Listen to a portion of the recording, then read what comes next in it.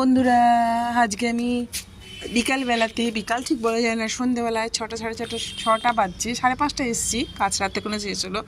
আমি ওপরে এই দোপাটি আমার এই অপরাজিতা গাছটা, নীল থোপা অপরাজিতা গাছটার আমি অনেক দিন থেকে একটা স্ট্যান্ড করব খুঁজে চেষ্টা করছিলাম, কিন্তু কিছুতেই পাচ্ছিলাম না একটা স্ট্যান্ড করতে। তারপরে আমি দেখলাম যে আমার ঘরের বাড়িতে এদিকে ওদিকে অনেক সরু সরু এরকম পাটা ছিল, বোর্ডের কার্ডবোর্ডের পিস ছিল, সেইগুলো জড়ো করে আমি সরু সরু তার কিনে নিয়ে এসেছিলাম এবং সেই তার দিয়ে আমি এইরকম একটা বানালাম।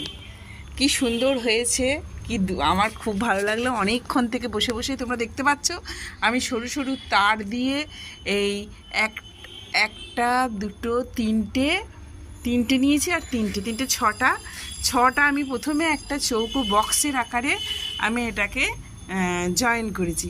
তারপরে একটা বড় ওর সঙ্গে আর একটা বড় লাঠি দিয়ে আমি এটা তার দিয়ে পাকিয়ে তার দিয়েছি, যেহেতু তারটা থাকবে, নষ্ট হবে না, তারটা করে বেশ ভালো তার কিনে নিয়েছি, সরু অথচ খুব মজবুত, আর দিয়ে এটা এর সঙ্গে পুঁতে দিয়েছি।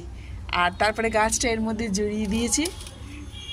কি সুন্দর, আমার করে খুব ভালো লাগলো। আশা করি এটা খুব সহজে সবাই যে কেউ করতে পারে।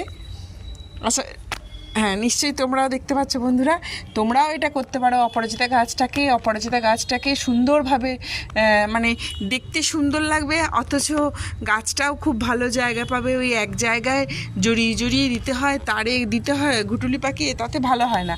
কিন্তু আমি এটা দেখে মনে আমার হলো এমন কি একটা কাজ করে দেওয়া যায় ছোটোখাটোর মধ্যে, অথচ যেন খুব সুন্দর হয়। এই যে তোমরা দেখতে পাচ্ছ কি সুন্দর করেছি আমি। অনেকক্ষণ থেকে বসে বসে আধ ঘন্টা লাগলো আমার।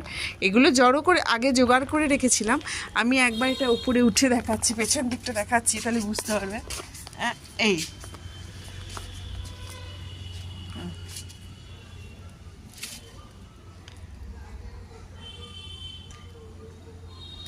এটাতে ফুল ফুটলে, এবং আজকে তো সবে আমি বসালাম, এটা লাগালাম, অনেক পাতাগুলো ইয়েগুলো জড়িয়ে দিলাম। 2 দিন পর যখন অটোমেটিক এগুলো জড়িয়ে যাবে, তখন তো একদম সুন্দর লাগবে, দারুণ লাগবে। আমি তখন তো দেখাবো। এটা সহজে করা যায়। আমার গাছ বসানো হচ্ছে সেই সস্তায় ছোলা খাওয়া। আমি হাতের কাছে যে কোনো জিনিস পেলে সেগুলোকে নিয়ে টুকটাক একটু কেরামতি করি। টাটা।